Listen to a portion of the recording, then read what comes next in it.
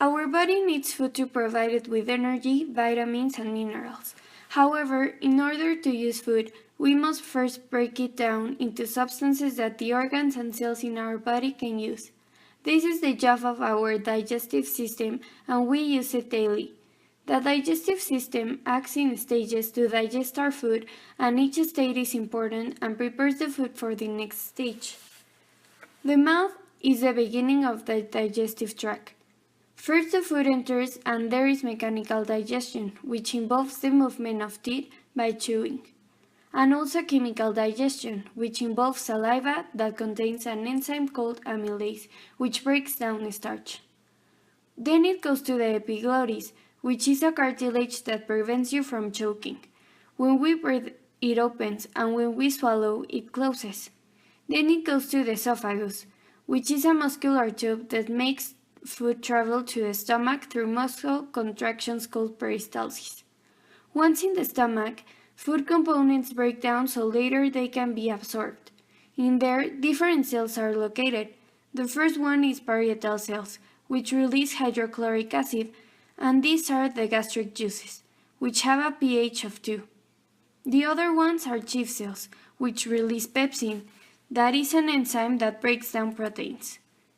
When these are inactive enzymes, they are called pepsinogen, and they are activated by hydrochloric acid to convert it into pepsin.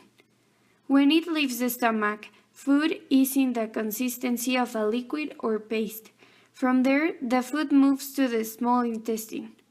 In the small intestine, which is the major organ of the digestion and absorption, the process of breaking down food happens by using enzymes released by the pancreas and bile from the liver. These enzymes include the lipase, amylase, and protease.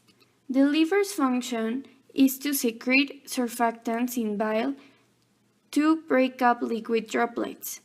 Another important part of the digestive system is the gallbladder, which stores and concentrates bile and then releases it into the duodenum to help absorb the digested fats.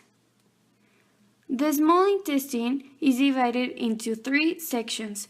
The first one is the duodenum, where most absorption of nutrients, especially of iron, happens.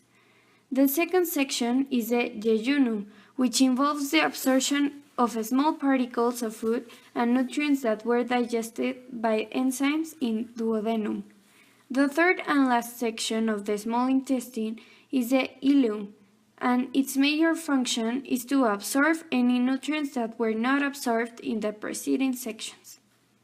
Then it goes to the large intestine, that will reabsorb water. It also may have many bacteria.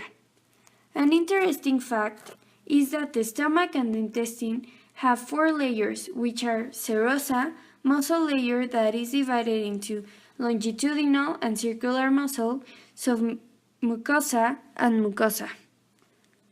After it passes the large intestine, all of this process ends up in the rectum, and here there is elimination of feces.